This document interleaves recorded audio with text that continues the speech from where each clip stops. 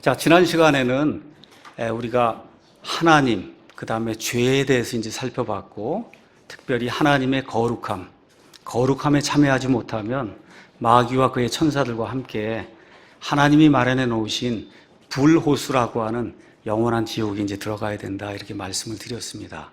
그래서 정말 이 땅에 태어난 사람이 지혜로운 사람이면 자기를 만든 하나님이 있다는 것, 그 하나님의 거룩함에 참여하는 그런 존재가 되어야 되고 작정을 하고 하나님을 구해야 된다는 것, 이런 것이 지혜로운 사람의 특징이라고 이제 말씀드렸습니다. 자, 그러면 타락한 이후에 사람의 상태가 어떠냐? 자, 하나님은 전지하시기 때문에 모든 걸 아시기 때문에 자신이 만들어 온 사람이 마귀의 유혹을 받고 타락한다고 하는 사실 이미 알고 계셨어요. 그래서 영원 전부터 사람을 구원할 그런 계획을 준비하셨어요. 그래서 창세기 여러분과 제가 가서 보시면 바로 아담과 이브가 타락하는 순간에 창세기 3장 15절 가서 보니까 하나님께서 여자의 씨를 통해서 인류를 구속하시겠다고 하는 그 여자의 씨가 메시아, 하나님의 일을 수행하는 하나님의 기름 부음을 받은 그리스도라고 성경이 이제 이야기하고 있습니다. 그래서 저와 여러분이 신구약 성경을 읽을 때 창세기부터 요한계시록까지 읽으면서 늘 그 생각을 하셔야 돼요. 하나님께서 메시아, 그리스도를 보내셔서 인간의 죄의 문제를 해결하시려고 하는구나. 그게 이제 우리 사람 편에서 볼 땐 가장 중요한 것이고, 하나님 편에서 볼 때는 마귀가 일으켜 놓은 이와 같은 그 혼동, 이거를 완전히 제거하시고 하나님의 거룩한 뜻이 온전히 서는 이와 같은 하나님의 왕국을 만드는 것. 그렇죠? 이것이 성경 전체가 이야기하는 그런 메시지구나, 이렇게 이야기하시면 되겠습니다. 아까 제가 거듭 강조해서 말씀드린 게 있어요. 마귀와의 이 갈등은 이미 끝난 일이에요, 여러분. 어떻게 창조물이 창조자하고 이렇게 겨루어서 이길 수가 있어요. 근데 이제 다만 그 각축장이 우리 인간이 살고 있는 이 세상이 됐다는 겁니다. 그렇기 때문에 우리 인간이 그 안에 살면서 마귀로 인한 각종 고통과 어려움과 갈등, 그렇죠? 마귀가 없으면 시험하는 자가 없기 때문에 하나님을 쉽게 믿을 수 있는 거예요. 근데 너무나 시험하는 자가 강하게 역사하기 때문에 믿기가 어려운 이런 세상에 우리가 살면서 마귀가 가져다 놓은 온갖 시험을 저와 여러분 지금 당하면서 지금 살고 있는 겁니다. 이 땅에 태어난 모든 사람은, 아담 이후에 태어난 모든 사람은 영적으로 죽은 존재로 태어난다 그랬습니다. 영과 육과 혼이 있는데 영적으로 죽은 상태로 태어난다. 우리 여병수 형제님이 설명해 준 것처럼 여러분, 이거 스마트폰입니다. 그렇죠? 이 스마트폰 개통하지 않아도 내 거로 이제 갖고만 있으면, 개통하지 않아도 여러분 이것 가지고 음악도 들을 수 있고 영화도 다운받아 볼 수 있고 이것 가지고 거의 모든 기능을 다 할 수 있어요. 그렇죠? 근데 뭐는 안 돼요? 통화가 안 되는 겁니다. 이거 개통을 하지 않으면, 개통이 뭐야? 통신사에 연결이 되지 않으면 저와 여러분이 아무리 좋은 스마트폰을 갖고 있어도 기본적인 기능은 다 됩니다, 이게. 근데 뭐가 안 돼요? 핵심 기능, 뭐예요? 의사소통하는 게 안 되는 거예요. 이 땅에 태어난 모든 사람은 개통되지 않은 스마트폰하고 똑같은 거 가서 보면 다 기능, 웬만한 거 다 해요. 누가 보면 참 아름답고 참 노래도 잘하고 정말 돈도 많이 벌고 모든 거 다 합니다. 계획도 짜고 정말 똑똑한 것 같고. 근데 기본 기능이 안 되는 거예요. 그 기본 기능은 뭐냐? 하나님이 사람을 만들었을 때 기본 핵심 기능은 하나님과 교통하는 사람이 되라는 거거든요. 하나님과 교통하는 사람이 되라는 거예요. 그러니까 이 땅에 태어난 모든 사람은 개통이 되지 않은 미개통 스마트폰이다, 그렇게 생각하시면 돼요. 기본적인 기능 하는데 가장 중요한 핵심 기능이 안 되는 거예요. 그럼 여러분, 이거 하려면 어떻게 해야 돼요? 통신사에 가서 개통해 주세요 하고 개통을 해야만 드디어 뭐야? 통화가 되면서 이 스마트폰의 원래 기능, 폰의 기능이 뭐예요? 통화하는 거 아닙니까? 이 통화가 안 돼, 이거 소용없는 거예요, 원칙적으로. 사람도 마찬가지예요. 태어나서 멋있게 생기고 돈도 많이 벌고 대통령도 되고 교황도 되고 모두 되고 다 될 수 있어요. 그런데 하나님하고 영적으로 교제해서 하나님의 거룩함에 참여할 수 있는 존재가 안 되면 기본적으로 그 사람의 핵심 의무를 못하는 겁니다. 이해하시겠죠? 예. 그래서 구원은 뭐냐 하면 미개통 스마트폰을 통신사에 가입하는 거하고 똑같은 거예요. 통신사 가서 가입을 해요. 그럼 어떻게 돼요? 사람이 하나님하고 드디어 연결이 되는 거예요. 통신망이 뭐예요? 그게 성령님이란 말이에요. 이 성령님에 의해서 하나님하고 통신이 되는 이런 상태가 되는 게 그게 구원이에요. 여러분 이해하기 쉬우시죠? 그게 통신이 되는 겁니다. 그래서 아무리 훌륭한 사람도 하나님하고 연결되어 있지 않으면 성경은 마귀의 자녀로 진노의 자식이다 그렇게 이야기하는 거예요. 요걸 깨닫는 사람이 가장 지혜로운 사람이라고 성경이 우리에게 이야기하고 있는 거예요. 하나님하고 연결이 돼야 하나님의 본성에 참여해서 하나님의 거룩함을 저와 여러분이 하나님이 입혀주셔서 입을 수 있는 거예요. 내 힘으로 입는 것이 아니라 입혀주셔서 입을 수 있는 거예요. 근데 여러분 개통은 내가 원해야 되는 거죠. 그래서 난 이거 갖고 그냥 음악하고 뭐 이거 갖고 그냥 하면 되지 뭐 굳이 안 해도 된다. 그럼 개통할 필요가 없는 거예요.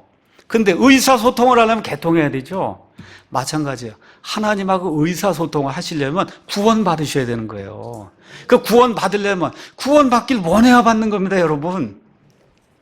너무 간단한 거예요. 구원받기를 원해야 받는 거예요. 구원받기. 누구든지 주의 이름을 부르는 자는 구원을 받는 거예요. 그건 뭐 누구든지 whosoever 믿고자 하는 자, 구원받고자 하는 자 구원받는 겁니다. 그냥 구원시켜주지 않습니다. 그래서 하나님의 구원 계획에 대해서 말씀을 드리도록 하겠습니다. 첫 시간에 이야기 드린 대로 하나님은 절대적으로 공의롭고 절대적으로 거룩하고 절대적으로 의로운 그런 분이에요. 근데 또 동시에 저와 여러분이 아이들 낳고 살면 그 아이들 처음에 이렇게 키울 때 보면 정말 이건 해서는 안 될 그런 일들을 하고 그럴 때 보면 너무 어리석고 그럼 어떻게 해요? 야단도 치고 그러지만 근본적으로 이건 내 자식 아닙니까? 그렇죠? 하나님이 온 세상 우주 공간에 여러 창조물을 만들었는데 하나님이 사람에게만 하나님의 형상을 줬어요. 그만큼 극진히 사랑하는 존재란 말이에요. 근데 이게 어리석음 가운데 있거든요. 그렇죠? 그러니까 어떻게 불쌍히 여긴단 말이에요. 불쌍히 여겨요. 그러니까 하나님의 형상이 있는 이 존재들을 하나님이 공의롭게 다스려야 하기도 하고 또 동시에 하나님의 자식이니까 불쌍히 여긴단 말이에요. 근데 아무리 불쌍히 여겨도 하나님이 할 수 없는 게 있어요. 하나님의 거룩함을 훼손시키면서까지 그를 사랑할 수는 없는 거예요. 하나님은 절대적으로 옳은 분이기 때문에 절대적으로 옳은 거 거기서 떠나면 죄인데 하나님이 죄를 지으면서까지 그러니까 불의한 사람을 하나님이 너는 옳다고 하나님이 그렇게 해줄 수가 없다는 겁니다. 그래서 하나님이 고민이 되는 거야. 하나님 입장에서 그게 뭐예요? 구원 계획의 요점을 지금 말씀을 드리면 그거예요. 하나님 자신의 무한한 공의, 거룩함을 유지하면서 하나님 자신의 무한한 사랑을 이 사람들에게 베풀어 줘야 되지 않겠습니까? 그렇죠? 이게 하나님의 구원 계획의 핵심이다. 그렇게 저와 여러분이 이해하시면 돼요. 그런데 이거를 사람들에게 알려줘야 사람이 구원받을 거 아닙니까?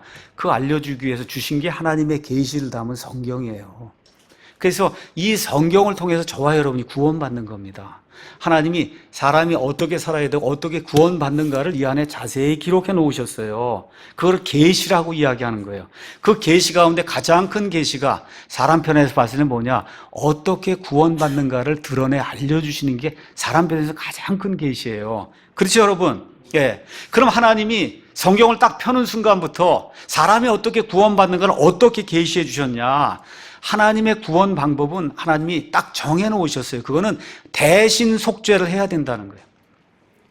어떤 존재가 죄를 지었으면 죄가 없는 존재가 피를 흘리고 죽어서 그 존재를 위해서 대신 죽어야만 된다는 거예요. 그게 지금 성경이 이야기하는 창세기부터 시작해서 요한계시록까지 이야기하는 하나님의 구원 계획의 핵심이에요.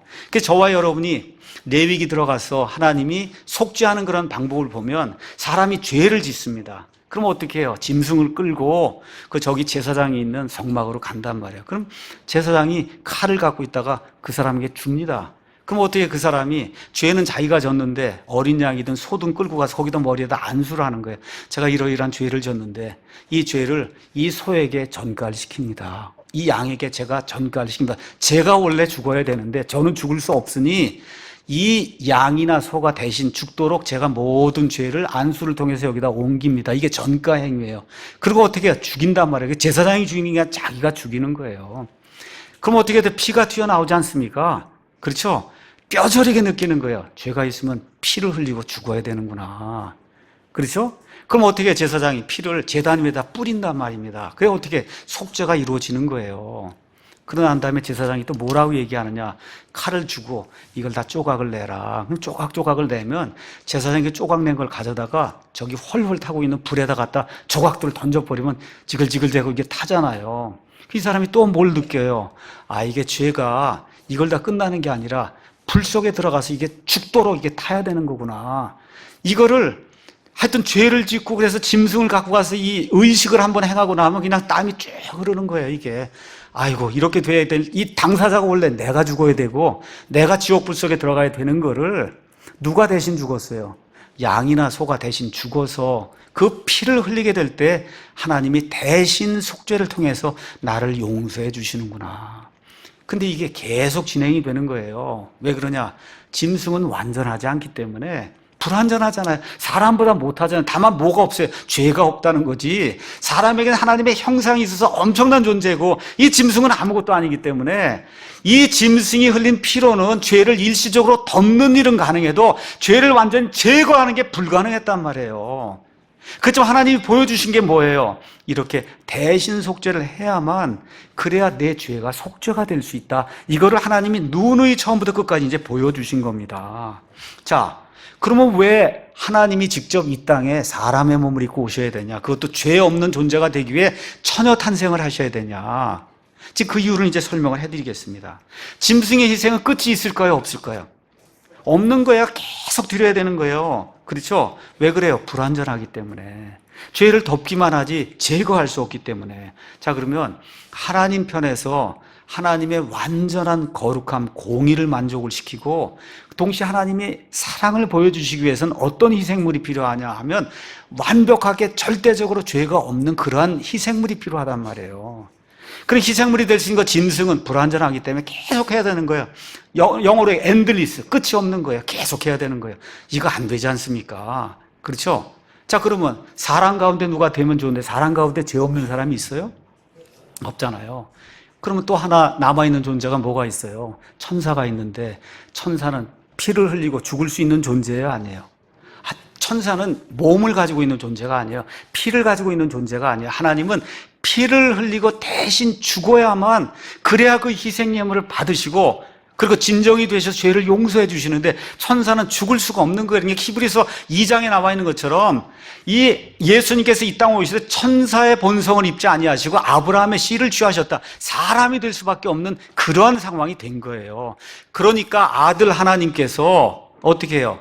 작정을 하시고 이 땅에 처녀 탄생을 통해 성령님의 씨에 의해서 수태가 돼서 이 땅에 내려오셔서 죄 없는 가운데 수태가 되시고, 그렇죠?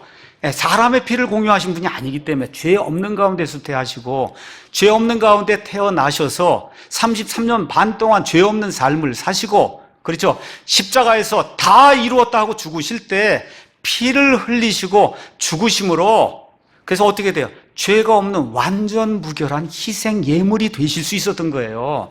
그러니까 하나님이 사람이 됐다고 하는 이 성육신의 교리, 그걸 이루기 위해서 남자의 힘을 빌리지 아니고 처녀 혼자의 힘에 의해서 성령님의 씨를 받아서 예수님이 이 땅에 오셔야만 그 일이 가능하다는 겁니다.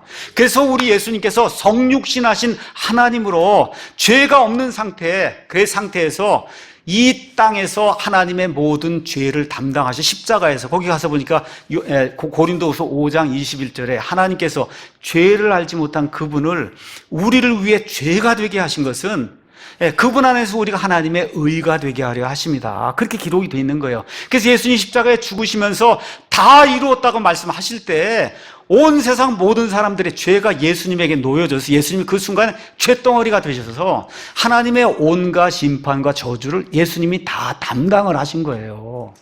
이거 통해서 단번 희생, 이 속죄 희생을 통해서 누구든지 그분을 믿기만 하면 이젠 더 이상 양 갖고 오고 소 갖고 오고 교회당에 그렇게 오는 게 아닌 시대가 열리게 된 겁니다. 여러분 이해하셨죠? 왜 하나님이 이 땅에 오셔야만 됐는가? 그분이 바로 예수님인 겁니다. 자, 다시 한번 말씀드리겠습니다. 이렇게 단 한 번 죽으심으로 완전한 희생 예물이 되셔서 단번 속죄, 계속 예물 드리는 거 아니에요. 더 이상 제사장이 필요 없어요. 더 이상 제단이 필요가 없는 겁니다. 예수님이 단번에 한 번에 다 이루신 거예요. 우리 이 말씀을 중요하니까 히브리서 10장에 나와 있는 말씀 한번 읽어보도록 하겠습니다. 히브리서 10장 보도록 하겠습니다.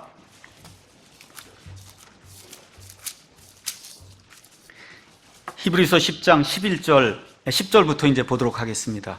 바로 이 뜻으로 말미암아 예수 그리스도의 몸이 단 한 번 영원히 드려짐을 통해 우리가 거룩히 구별된, 여러분 거룩히 구별된 겁니다. 제사장마다, 구약시대 제사장마다 날마다 서서 섬겨요. 일이 끝나지 않으니까 계속 서서 섬기는데, 그래 자주 같은 희생물을 계속 드리는 거예요. 계속 드리는데 그것들은 결코 죄들을 제거할 수가 없다는 겁니다. 오직 이 사람 예수 그리스도는 죄들로 인해 한 희생물, 자기 몸을 영원히 피를 흘리고 죽으심으로 영원히 드리신 뒤에 드디어 하나님의 오른편에 가서 앉으셨어요. 앉았다는 건 뭐예요? 끝이 났다 그 얘기예요. 구약시대 제사장들은 설 수가 없어요. 이 안에, 성막 안에 들어가면 의자가 없습니다. 앉을 수 있는 데가 없어요. 예수님 모든 걸 다 끝냈으니까 드디어 어떻게 앉으셨단 말이에요. 그 이후부터 자기 원수들이 자기 발받침이 될 때까지, 하나님의 모든 계획이 이루어질 때까지 하나님 기다리신다. 그분께서는 거룩히 구별된 자들을 단 한 번 헌물을 드림으로 영원토록 완전하게 하셨느니라. 이렇게 이제 이야기하면서 17절에 내가 그들의 죄들과 불법들을 다시는 기억하지 아니하리라. 그래서 예수님의 단번 속죄를 믿으며 예수님이 십자가에 죽으실 때 나도 예수님과 함께 죽었고, 예수님 묻히셨을 때 나도 같이 묻혔다가 예수님 부활하실 때 나도 같이 부활했습니다 하는 이 예수님에 대한 신앙 고백을 하고 그걸 믿음으로 받아들인 그런 사람은 이 단번 속죄 희생을 통해서 영원 무궁토록 구원받는 그런 존재가 될 수 있다. 하나님께서 그 길을 마련해 주신 거예요. 그래서 죄로 인한 죽음의 문제를 종식시키기 위해 예수님이 마지막 하신 게 뭐예요? 부활하신 거예요. 여기 부활까지가 복음입니다. 그래서 고린도전서 15장에 이렇게 이제 복음에 대해서 이야기를 했습니다. 제가 읽어보겠습니다. 15장 1절에 또한 형제들아 내가 너희에게 선포한 복음을 너희에게 밝히 알리노니 너희 역시 그 복음을 받았으며 또 그 가운데 서 있느니라. 너희가 만일 내가 너희에게 선포한 것을 기억하고 헛되지 아니하였으면 또한 그 복음으로 구원을 받았느니까, 복음으로 구원을 받는다는 거예요. 그럼 복음이 뭐냐?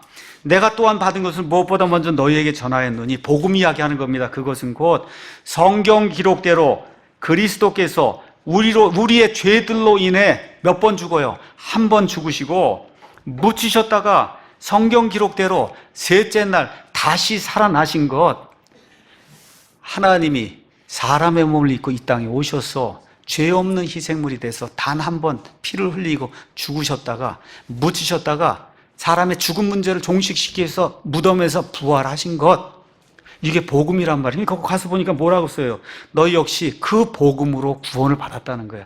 그러니까 이거 공식을 외우라는 것이 아니라 그 복음 안에 들어있는 그 하나님이 어떤 분인가를 정확히 깨닫고 내가 어떤 존재인 걸 정확히 깨닫고 그 예수님이 나의 유일한 구원자시다. 예수님이 십자가에 죽으실 때 나도 같이 죽고, 예수님이 묻히셨을 때 같이 묻히셨고, 예수님이 부활하실 때 나도 같이 부활한 그런 존재라는 믿음의 공동, 이 고백을 할 수 있는 이런 사람이 구원받을 수 있는 거다. 이것이 성경의 복음이라고 이야기하고 있는 겁니다. 하나님께서 죄를 알지 못한 그분을 우리를 위해 죄가 되게 하셨다는 거예요. 이것은 우리가 그분 안에서, 예수 그리스도 안에서 하나님의 의, 그 의가 뭐예요? 거룩함이 되게 해준다는 겁니다. 그래서 구원받으면 베드로후서 1장에 나와 있는 것처럼 하나님의 본성에 참여하는 자가 되는 거예요. 여러분, 하나님의 본성에 참여한다고 하는 건 하나님은 아니지만 하나님하고 거의 비슷한 존재가 된다는 거예요. 영원 무궁토록. 그래서 로마서 8장에 우주 공간에 있는 모든 것들을 예수 그리스도와 함께 같이 공동으로 상속하는 공동 상속자가 되게 해주신다. 왜 그래요? 저도 여러분도 구원받으면 예수님처럼 하나님의 아들이 되는 거예요. 예수님은 하나님의 어떤 이 하나님과 유일하게 이렇게 되어 있는 그런 아들이고, 저와 여러분 양자 삼으심을 통해서 되는 그런 아들로서 공동 상속자가 되는 거다. 그렇게 이야기하고 있는 겁니다. 자, 그러면 어떻게 구원받느냐? 구원 방법에 대해서 잠깐 이야기하겠습니다. 에베소서 2장 8절 9절 가서 보니까 너희가 믿음을 통해 은혜로 구원을 받았나니 그것은 너희 자신에게서 난 것이 아니요 하나님의 선물이니라. 행위에서 난 것이 아니니 이것은 아무도 자랑하지 못하게 하려 함이라. 히브리서 11장 6절에 그러나 믿음이 없이는 하나님을 기쁘게 하지 못하나니 그분께 가는 자는 반드시 그분께서 계시는 것과 또 그분께서 부지런히 자신을 찾는 자들에게 보상해 주시는 분이심을 믿어야 하느니라. 그러니까 구원 받으시려면 방법이 뭐예요? 믿는 거. 믿는 거 외에는 없다는 거예요. 하나님과 하나님을 찾는 유일한 방법은 믿는 거밖에 없어요. 믿는 거. 그 이유가 뭐라 그래요? 아무도 자랑하지 못하게 하려 합니다. 그렇게 돼 있어요. 아무도. 사탄과 천사들, 타락한 천사들, 사람들이 하나님 앞에 지은 죄가 뭐라고요? 교만이란 말이에요. 교만이 뭐예요? 내가 할 수 있다는 거거든요. 구원도 내가 하면 할 수 있지 않습니까? 그게 행위 구원인 거예요. 내가 깨끗하게 살면 구원받지 않겠습니까? 하나님 뭐라 안 된다는 거예요. 너와 나는 클래스가 다른 존재라는 거예요. 너와 나는 클래스가 다르다. 클래스가 다르기 때문에 쉽게 말씀드려요. 이 우주 공간에 있는 모든 다이아몬드 다 누가 만든 거예요? 하나님 만든 건데 그거 제가 조금 가져가겠습니다. 하나님이 그거 귀하게 여기겠냔 말이에요. 우주 공간에 있는 모든 금은 덩어리 이거 다 하나님이 만든 건데 제가 해갖고 이만큼 싸갖고 들고 가서 하나님 제가 이거 갖고 왔다고 하나님이 얼마나 우습게 여기겠냐 그 얘기예요. 그렇죠? 그 하나님이 뭘 요구하는 거냐? 내가 하나님이란 사실만 믿어달라 그렇게 얘기하는 거예요. 내가 너를 창조한 그 창조자란 그 사실만 믿어달라. 하나님이 그걸 온 세상 우주 공간에 모든 게 하나님 건데 뭐 제가 빌 게이츠가 돼서 돈 이렇게 많습니까? 달러를 싸가지고 하다 하나님이 그게 무슨 소용이 있냐는 게 이게 온 우주 공간 이게 다 만들려고 하면 이거보다 10배, 1000배, 1000억 배 되는 것도 내가 만들 수 있는데 그걸 싸가지고 와 하나님에게 무슨 도움이 되겠냐는 겁니다. 그러니까 부모 자식 간에도 부모에게 뭘 선물해 주는 거 물론 좋은 거예요. 근데 부모가 가장 좋아하는 게 뭐예요? 엄마 아빠를 믿어주는 거잖아요. 그렇죠? 자식들이 엄마 아빠를 신뢰하고 믿어주는 거 아닙니까? 아버지 하나님도 그걸 원하시는 거다. 또 왜 믿음만 원하냐? 모든 사람을 공정하게 다스리기 위해서 믿음만 원하는 거예요. 만일에 공부 잘한 사람만 구원받고, 그렇죠? 돈 많은 사람만 구원받고, 구원받을 수 있는 기회가 많은 사람만 구원받고, 이렇게 되면 나중에 지옥에 간 사람들이 하나님께 뭐라 그래서 하나님, 당신은 불공평합니다. 그렇죠? 불공평하다는 거예요. 근데 아프리카에 있는 사람도 뭐로 구원받아요? 믿음으로 구원받는 거예요. 가난한 사람도 믿음으로 구원받는 거. 돈 드는 거 아니에요. 무슨 행위 가는 거 아니에요. 그렇죠? 유심히 생각해보고 나를 만드신 존재가 있고 그분 앞에 내가 서야 된다는 그 사실을 인정하고 하나님만 믿습니다 하고 하나님 앞에 나아갈 때 하나님이 모든 사람에게 공정하게 대우해 주는 거 아닙니까? 그렇죠. 대통령도 뭘 통해서만 가요? 믿음을 통해서 구원받는 거예요. 소용없어요. 이 세상에 권력 갖고 구원받는 거 아닙니다. 그래서 모든 사람을 똑같은 잣대로, 똑같은 공평한 그런 잣대로 하나님이 모두에게 기회를 주시기 위해서는 돈 들이지 않고 배우지 않고, 그렇죠? 재산이 많지 않아도 그래도 될 수 있는 뭐 유일한 것, 그건 뭐예요? 믿음만 요구하시는 거다.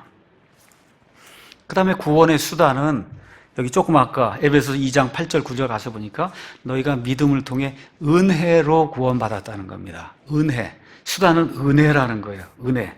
은혜는 받을 자격이 없는데 넘치도록 부어주는 선물이 은혜입니다. 저와 여러분이 열심히 가서, 회사 가서 열심히 가서 일했더니 한 달에 300만 원을 주면 여러분 그거 은혜입니까? 보수입니까?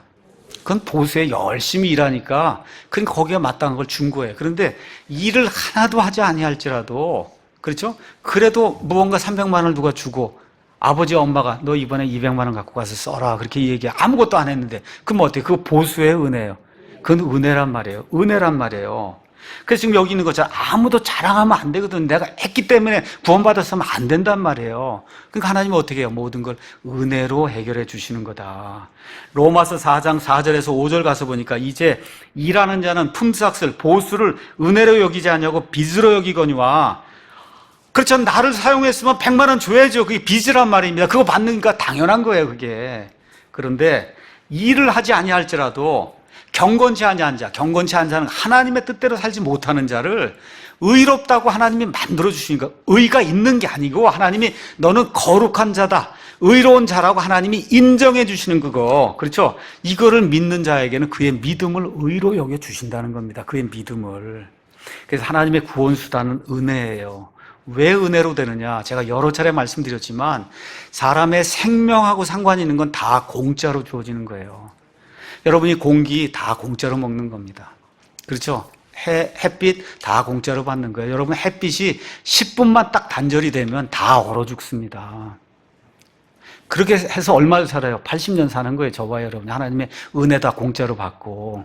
그러면 저와 여러분 앞으로 영원 무궁토록 사는 거를 1,000만 원 주고 살 수 있어요? 5억 주고 살 수 있어요?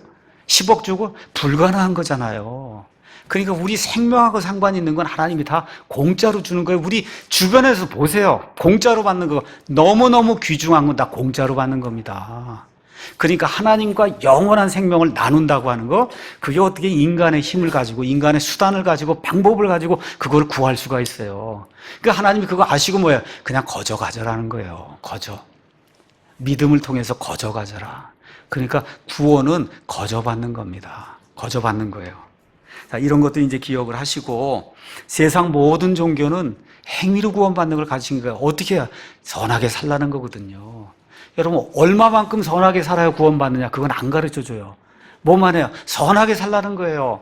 그거 끝이 없는 겁니다. 끝이 없어요. 아무리 선하게 해서 하나님 볼 때는 뭐예요? 더러운 걸레 누더기라는 거 아닙니까? 마더 테레사가 아무리 공을 많이 써서 하나님 볼 땐 더러운 걸레 누더기라는 거예요. 이걸 들고 가서 하나님 제가 이거 했습니다. 그럼 하나님이 그래 지옥으로 가라. 그렇게 할 수밖에 없다는 거예요. 내 거룩함이 아니기 때문에. 사람이 만든 이런 걸 가지고 나하고는 살 수 없다. 나하고 너희는 어때요? 클래스가 다르단 말이에요. 나는 창조자고 너희는 창조물이기 때문에 나는 거룩하고 너희는 거룩하지 않기 때문에 내 거룩함을 갖고 들어와야 나하고 살 수 있다는 거예요. 이거를 잘 이해하는 사람이 지혜로운 사람이다. 성경이 그렇게 이야기하고 있는 겁니다. 자, 그럼 구원에 어떻게 이룰 수 있습니까? 구원에 이르는 길 어떻게 믿을 수 있습니까? 어떻게 믿을 수 있냐 하면 죄로 인한 곤고함을 분명하게 느껴야 되는 거예요. 내가 왜 이렇게 죄 가운데 살고 있는가? 정말 너무 힘들다. 그렇죠? 이 죄에 대한 곤고함이 없이 예수님을 믿고 구원받는다는 거의 불가능한 이야기예요. 다시 말씀드려, 내가 왜 이렇게 죄 가운데 살며 죄로 인해 번민하고 이 죄가 나를 사로잡아 나를 이렇게 어렵게 만드는가? 그래서 내가 죄인이라고 하는 것에 대한 깊은 성찰이 필요한 거예요. 내가 왜 죄를 짓는가? 근데 성경은 뭐라 그래? 죄인이기 때문에 죄를 짓는다 그러잖아요. 이걸 깨달아 알아야 되는 거예요. 그렇죠? 그래서 내가 죄를 짓는 이유와 내가 정말 태어날 때부터 죄인이기 때문에 어쩔 수 없이 죄를 짓는다는 거, 이거를 내가 인지를 하고 지옥 불속으로 향하던 그 길에서 180도 돌이켜서 하나님 쪽을 이렇게 바라보는 게 이게 성경이 이야기하는 회개예요. 회개는 의지가 작동해야 되는 거, 울지 않아도 되는 거예요, 여러분. 의지가 작동해서 마음을 바꾸고, 마음을 바꾼 이후에 발걸음이 떨어져서 하나님께로 행동이 나타나서 180도 돌이키는 그 일이 있을 때 누구를 찾을 수 있어요? 그럼 나를 누가 구원해 줄 수 있는가를 찾을 수 있는 거예요. 그래서 첫 걸음이 뭐냐? 회개예요. 그래서 마태복음 9장 13절에 예수님이 오신 목적을 이렇게 표현했습니다. 나는 의로운 자들을 부르러 오지 아니하고 죄인들을 불러 회개하게 하려고 왔노라. 믿습니까, 여러분? 하나님이 찾는 건 의로운 사람이 아니에요. 이게 복된 소식이에요. 의로운 사람을 찾으면 저는 불합격자입니다. 여러분 어떠세요? 네, 의로운 사람을 찾으면 불합격자예요. 근데 다행히 하나님이 죄인을 찾는다니까 얼마나 기뻐요. 근데 부르는데 끝이는 게 아니라 불러서 어디에 이르게 해요? 회개에 이르게 하려고 예수님이 오셨다. 침례자 요한이 마태복음 3장에 나오면서 외치는 음성이 뭐예요? 회개하라, 하늘의 왕국이 가까이 왔느니라. 예수님 공생이 시작하면서 외치는 음성이 뭐예요? 회개하라, 하늘의 왕국이 가까이 왔느니라. 하나님이 가장 기뻐하시는 행위가 회개라고 성경이 우리에게 이야기를 해주고 있는 겁니다. 그 회개 가운데 뭐 죄를 뉘우치는 이게 다 회개인데, 회개 가운데 일생에 단 한 번 일어나는 회개가 있어요. 그 회개를 생명에 이르는 회개라고 사도행전 11장 18절에 이야기하고 있는 거예요. 지옥 불속을 향해 가다가 내가 이런 악한 존재인 걸 깨닫고 그리고 어떻게 해요? 하나님께로 돌이켜야 되겠구나 하고 하나님께로 돌이키는 그 일생에 한 번 일어나는 그 회개, 그 생명의 회개가 있어야 예수 그리스도를 믿을 수가 있다고 성경이 우리에게 이야기해 주는 겁니다.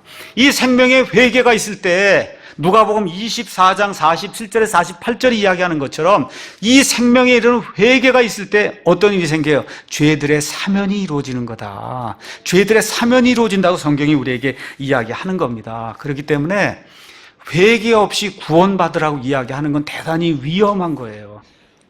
회개와 믿음이 있어야 되는 겁니다. 그러니까 사형리다 뭐다 이렇게 해서 이렇게 읽어주고 10분 있다가 저와 같이 죄인의 기도를 드리면 구원받을 수 있습니다. 이거 대단히 위험한 거예요. 대단히 위험한 거. 복음을 그렇게 전하면 안 됩니다. 여러분, 내 힘으로 사람을 구원시키려고 하면 안 돼요. 제가 오늘 여러분에게 구원의 메시지를 전달합니다. 최선을 다해 전달해요. 진지하게 전달해요. 그럼에도 불구하고 내 말을 통해 구원받는 거 아닙니다.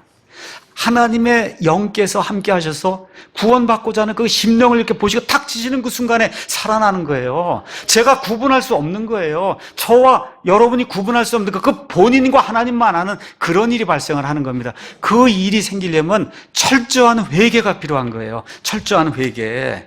그럼 회개를 하려면 어떤 일이 필요하냐? 깊이 생각해 봐야 되는 거예요. 나는 누구인가? 어디에서 왔는가? 나는 지금 무슨 일을 하고 있고 앞으로 어디에 갈 것인가? 여기에 대해 깊이 생각하는 사람이 깊은 회개를 하게 되고 깊은 회개를 해야 하나님과의 관계가 깊은 관계가 될 수 있는 거예요. 그러니까 회개가 깊어야 그래야 하나님을 뜨겁게 사랑할 수 있는 거예요. 회개가 깊지 않으면 그러면 구원 받았는지 안 받았는지 그 생활에 변화가 나타나지 않는 거예요. 근데 회개는 사람들이 가장 듣기 싫어하는 말입니다. 회개해라 그러면 사람이 가장 듣기 싫어해요. 그래서 사형리도 원래 오형리였어요. 처음에가 뭐예요? 첫 번째 원리가 당신은 죄인입니다. 이 얘기하니까 싫으니까 그걸 빼버리고 첫 번째 뭐로 만드세요? 하나님은 당신을 사랑하십니다부터 시작을 하는 거거든요. 그거는 잘못된 복음이에요. 그거 안 되는 겁니다. 저와 여러분이 철저하게 하나님 앞에 나가서 죄를 고백해야 될 수밖에 없는 이 존재란 사실을 인식해야 하나님이 나를 구원하실 수 있는 분이라는 그 다음 원리가 나오는 건데 그거 이야기하면 사람들이 듣기 싫어하니까 하나님은 당신을 사랑하십니다. 일이 잘 됩니다. 직장 생활에 문제가 없습니다. 예수님 믿으면 축복이 넘칩니다. 이렇게 하고 복음을 전하니까 이게 사탕발림이고 이렇게 해서 구원받는 일은 성경적으로 대단히 희귀한 일입니다. 그런 일은 거의 있을 수 없는 거예요. 그래서 성경에는 일생에 단 한 번 일어나는 생명에 이르는 그런 회개가 있고 그 이후에 구원받은 자라도 죄를 지을 때 요한계시록 2장 3장에 그 교회에게 주신 그런 말씀 가서 보면 계속해서 내 죄를 인지하고 하나님 앞에 이것을 회개해야 된다고 성경이 이야기하고 있습니다. 그래서 사도 바울은 구원받는 이 복음 사역을 하면서 사도행전 20장 22절에 자기가 30년이고 구원 사역을 한 걸 이렇게 요약을 했어요. 하나님을 향한 회개와 예수님을 향한 믿음이다. 하나님을 향해 돌이켜서 누구를 바라봐야 돼? 예수님을 바라보는 거. 그렇죠? 그래서 그 회개와 믿음 이 두 가지가 역사할 때 그래서 그 사람이 구원받을 수 있는 거다. 자, 구원 이후의 성화에 대해서 잠시 말씀드리겠습니다.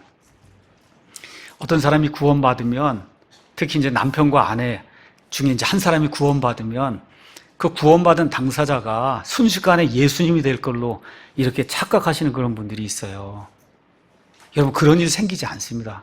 사람이 그냥 180도 구원받는 그 순간에 그냥 180도 예수님처럼 온유하고 예수님처럼 이런 사람으로 바뀌지 않아요. 그런데 중요한 게 있어요. 예수님의 생명이 들어가면 반드시 예수님의 삶이 나오게 돼 있어요. 그게 천천히 나오더라도 나오게 돼 있습니다. 다시 말씀드려, 변화가 없으면 구원받지 않은 거예요. 제가 여러분에게 분명히 말씀드릴게요. 나무는 그 열매로 안다 그랬습니다. 구원받았으면 예수님의 생명이 들어갔으면 예수님의 삶이 나오는 거예요. 영어로 생명이 life예요. 그렇죠? 삶도 life예요.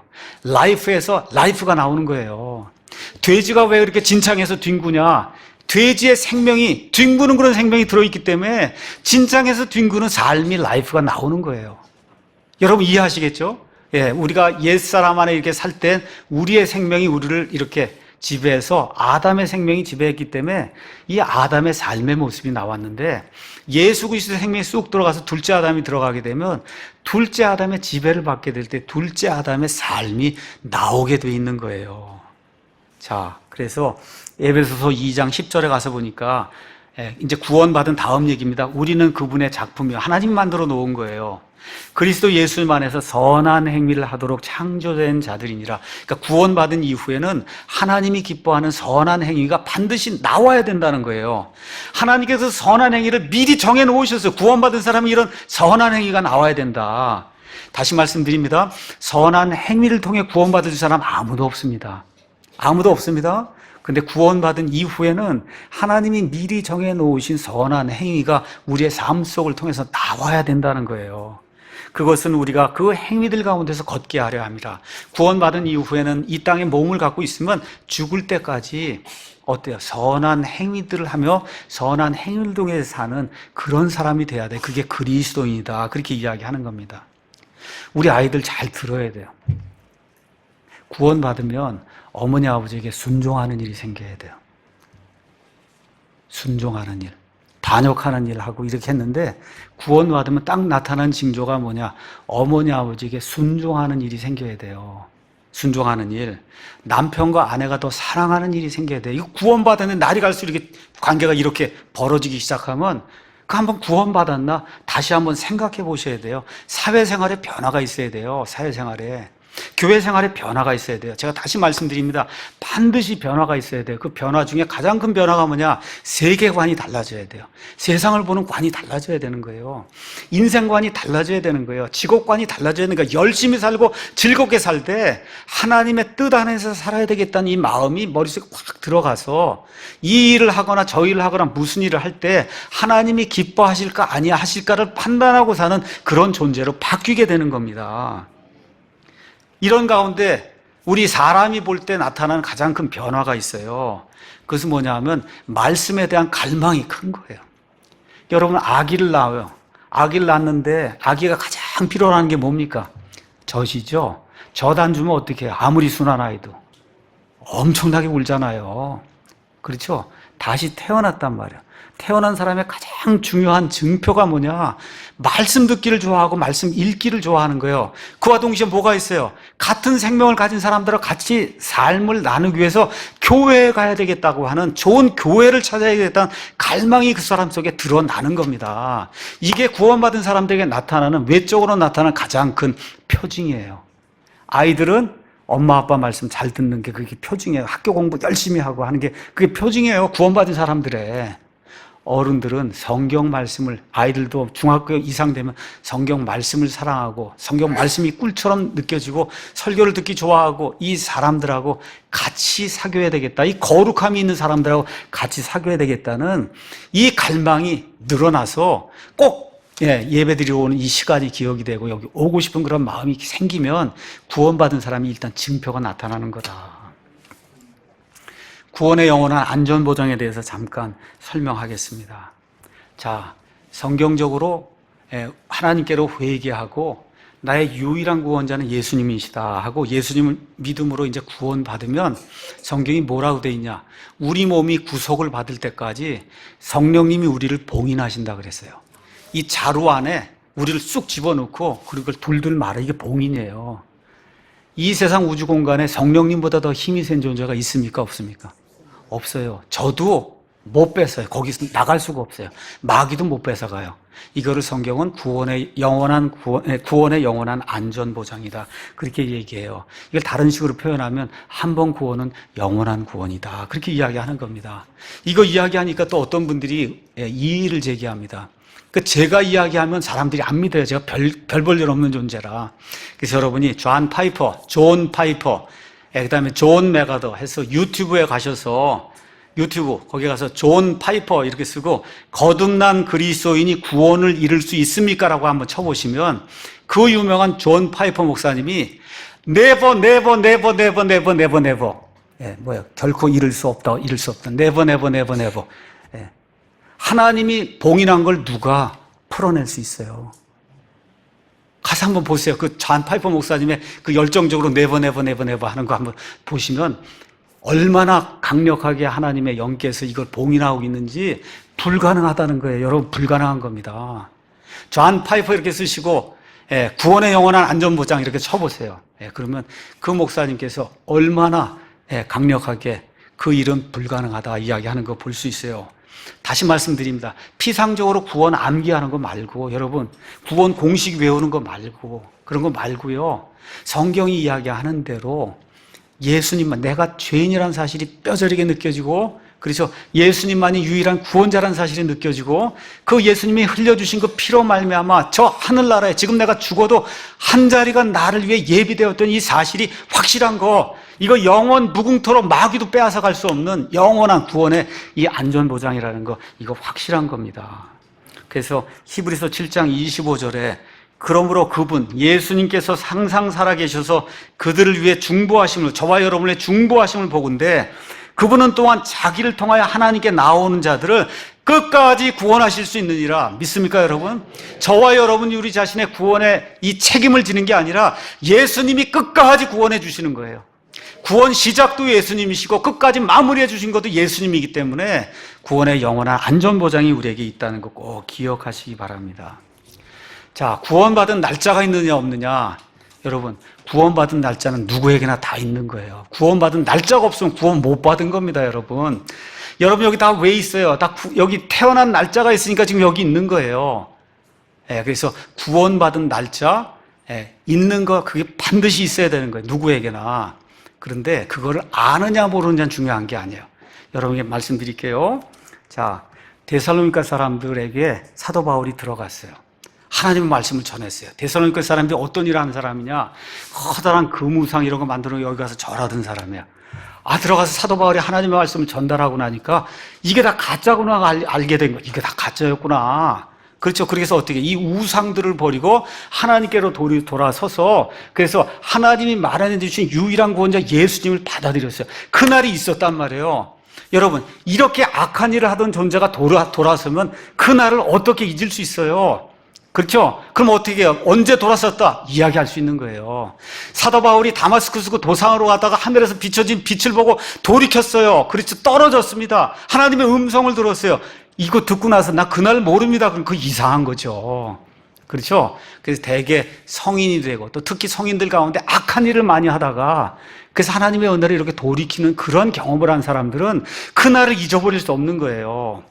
그런데 기독교 가정에서 태어나서 디모데처럼 기독교 가정에서 태어나서 하나님의 말씀에 젖어서 사는 거예요. 그렇죠? 이렇게 사는 가운데 내가 죄인이라는 깨닫고, 그렇죠? 그래서 예수님만이 나의 구원자라고 아는 그런 사람도 많이 있는 거예요. 이런 사람들에게 언제 구원받았냐? 그 날짜 모릅니다. 근데 내가 아는 게 중요한 게 아니에요. 누가 하셔야 돼요? 하나님이 아시는 게 중요한 거다. 그리고 인간편에서 가장 중요한 것은 뭐냐? 몇 월, 며칠, 몇 시에 구원받았던 날짜라는 게 중요한 게 아니라 지금 이 시간 내가 그분 안에 있다는 확신을 갖는 게 중요한 겁니다. 성도의 표징이 있냔 말이에요. 구원받은 사람의 표징이 있냐? 죄를 멀리하고 점점 더 거룩해지려고 하는 그런 욕망이 있는가? 구원받기 전에 죄를 요만큼 미워했어요. 구원받은 이후에는 날마다 죄를 이만큼 이렇게 미워해야 되는 거예요.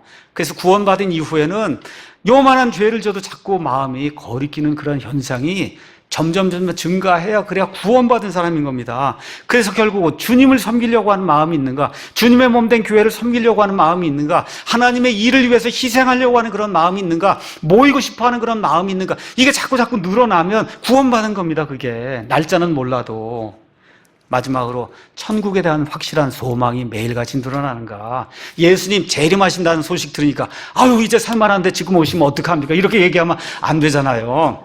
그렇죠? 언제든지 내가 무슨 일을 하고 있든지 언제든지 오시는 거 환영합니다. 예수님을 맞아들이셔야 되는 거예요. 이런 일들이 우리 가운데 넘치면 구원받은 거 아니겠습니까? 그래서 구원 날짜는 아는데 성품의 변화가 없어요. 이건 뭐야? 구원을 암기식으로 받은 거거든요. 성품의 변화가 전혀 없어요. 구원받은 이에 어떻게 살아도 하나님 다 용서해 주신다. 이건 마귀의 말입니다. 마귀의 말이에요. 구원받았는데 어떻게 죄 가운데 거할 수 있어요? 안 되는 겁니다. 그렇죠? 그래서 맑은 정신으로 옳고 바른 것을 구분해 나가는 그런 성도가 되는 것. 이런 것이 없으면 내가 정말 구원받았는가 다시 한번 내 자신을 돌이켜 봐야 돼요. 이제 결론의 말씀 드리도록 하겠습니다. 자, 구원을 어떻게 받느냐? 첫 번째, 필요성을 느껴야 받는 거예요. 많은 분들이 저한테 와서 이분 좀 구원 상담 좀 해달라고. 이 사람 구원 받으려고 하지도 않는 데서 구원 상담 해달라고 그러면 제가 안 합니다. 구원 받은 마음이 없는데 옆에 사람이 와서 구원 받으라고 얘기하면 그 구원 받겠어요? 맞죠, 여러분? 본인이 원해야 되는 거예요. 본인이 원해야 된다. 그 본인이 원하려면 가장 중요한 게 뭐냐? 내가 만들어진 존재인가? 원숭이에서 나온 존재인가? 이거 하나만 딱 확인해 보시고, 원숭이에서 나온 존재로 생각이 되면 구원 못 받습니다. 아메바에서 내가 나왔다 그러면 나중에 아메바가 되는 건데 구원 받을 필요가 뭐 있어요? 그게 아니라 나는 하나님의 형상으로 하나님이 직접 특별 설계를 통해 만들어서 목적이 이 땅에 태어난 존재다. 이 생각이 들면 구원 받으셔야 돼요. 그렇죠? 두 번째, 그거 하고 난 다음에 이걸 보니까 내가 죄를 지을 수밖에 없는 그런 존재라는 거, 이거를 깨닫고 이대로 살다간 지옥 불 속에 들어갈 수밖에, 하나님의 거룩함에 떠날 수밖에 없구나 하고 돌이키는 회개의 역사가 있어야 돼요. 그렇죠? 죄에 대한 탄식이 있어야 되는 거예요. 그래서 이게 첫 번째 단계, 두 번째 단계를 위해서 깊은 사유가 있어야 되는 거예요. 많이 생각해 봐야 되는 거예요. 그게 그냥 공식 외우듯이 해갖고 10분, 20분 해주고 구원받으라 그러고 있을 수 없는 겁니다. 일주일 동안 뭐 해야지만 꼭 구원받는다. 그런 거 있을 수 없는 거예요. 단 한 번을 듣더라도 정말 내 마음속에, 그렇죠, 갈급한 심령이 있어 돌이키려고 하는 마음이 있는 가운데 들으면 일주일 코스 안에도 구원받을 수 있는 거예요. 우리 예수님이 사람들 구원시킨 내용이 복음서에 여러 개 기록이 되어 있어요. 여러분 다 똑같습니까? 다 다릅니까? 방법이 다 다른 거예요. 사람의 사정이 다르고 필요가 다르고 그 사람의 환경이 다르기 때문에 그 사람에게 접근하는 그런 모든 방법이 다 다른 거지, 천편일률적으로 똑같이 카세트처럼 외워갖고 구원받는 건 구원 암기해서 받는 거지 구원받는 것이 아닐 가능성이 크다. 그러니까 깊이 내가 어떤 존재인가, 하나님 앞에 내가 지금 어떤 상태로 서 있는가에 대한 깊은 성찰이 필요한 겁니다. 이렇게 되고 나서 확실해졌단 말이에요. 그러니까 성경 말씀 보니까 유일한 구원자가 하나님이 사람의 몸을 입고 이 땅에 오신 예수님밖에 없구나. 그 외에 나머지 모든 건 다 창조물이구나. 나를 구원할 수 없는 창조물이구나. 이걸 깨닫게 되고, 그 하나님이 단 한 번에 영원 무궁토록 완전 무결한 희생 예물이 되셔서 십자가에서 피를 흘려 죽으시고, 피 흘림이 없으면 죄들의 사면이 없기 때문에 반드시 피를 흘려 죽으시고 묻히셨다가 다시 부활하셨음을 내 입으로 고백을 하고 마음속으로 믿게 될 때 성경이 그 복음으로 저와 여러분이 구원받는다고 이야기를 하는 거예요. 그래서 반드시 부활신앙이 있어야 되는 겁니다. 부활한다고 하는 그 신앙, 그것이 있어야 되는 거예요. 그래서 로마서 10장에 가서 보니까 이걸 이렇게 이제 표현했으면 여러분이 잘 알지만 제가 이제 읽어드리겠습니다. 내가 만일 내 입으로 주 예수님을 시인하고 예수님만이 유일한 구원자입니다 하고 시인하고 하나님께서 그분을 죽은 자들보다 살리신 것을 내 마음속으로 믿으면 구원을 받으리니 부활신앙을 고백해야 된다는 거예요. 예수님 부활하신 것처럼 나도 부활합니다. 사람이 마음으로 믿어 의에 이르고 입으로 시인하여 구원에 이르느니라. 이 일이 생기기 전에 뭐가 필요하다고요? 회개하는 일이 필요한 거다. 그렇죠? 이렇게 해서 이제 구원받은 이후에 구원의 확신은 내가 주는 게 아니에요. 성경이 주는 겁니다. 예수님 안에 있으면 예수님이 끝까지 구원시켜 줄 수 있다고 성경이 얘기해 주니까 믿는 거예요. 성경 그대로 믿고 구원의 영원한 안전보장을 갖고 평안한 그런 믿음 생활을 하면 됩니다. 이것이 끝난 이후에 이미 구원받았어요. 하나님의 백성이 됐어요. 그러면 나타나는 현상이 뭐라고요? 말씀을 추구하고, 그렇죠? 건강한 교회를 찾아서 젖을 먹고 자라려고 하는 그런 마음이 생기게 돼 있는 겁니다. 이러한 절차를 거쳐서 예수 그리스도의 장성한 그 키에, 이렇게 건강한 그런 키에 이렇게 장성한 분량에까지 이르는 좋은 그리스도인이 이제 되는 겁니다. 여러분, 이제 물건 사실 때 G마켓이고 들어가서 이렇게 딱 치면은 하나는 1,500원, 하나는 1,550원. 그냥 50원 하는 거 그냥 그거 하려고 시간을 쓰고 해서 10분 써갖고 그래서 50원을 세이브 한단 말이에요. 그렇죠? 저도 그렇게 해요. 예. 그런데 기차 이제 역에 가면 저도 이제 기차를 타고 다니거든요. 가면 막 손사까지 뛰어가는 사람이 있어요. 가서 보니까 기차가 오려고 그러는 거예요. 그거 어떻게 이걸 놓치면 15분 기다려야 된다. 그래서 50원 세이브 하려고 15분 절약하기 위해서 그냥 애를 쓰고 전력 질주를 하잖아요. 그렇죠? 영원한 세상이 있다고 할 때 그거를 위해서 전력 질주를 안 하면 그거는 구원받으려고는 마음이 없는 거예요. 한번 내 마음에 정말 나는 영원한 하나님의 형상을 가지고 영원히 사는 그런 존재로, 그래서 영원한 세상을 사모한다고 하면 그거에 대해 전력 질주하는 사람이 돼야 돼요. 찾아보려고 노력하는 사람이 돼야 돼요. 그것이 지혜로운 사람이다. 성경이 그렇게 이야기하는 겁니다. 그래서 오늘 바라기는 우리 사랑 침례교회 오늘 이제 아침에 오셔서 세미나 들은 모든 분들 가운데 성령님의 충만함이 넘쳐서 회개하고 믿음을 가지고 그래서 하나님의 모든 아들, 딸들이 되는 아름다운 복이 임하기를 예수님의 이름으로 기도합니다.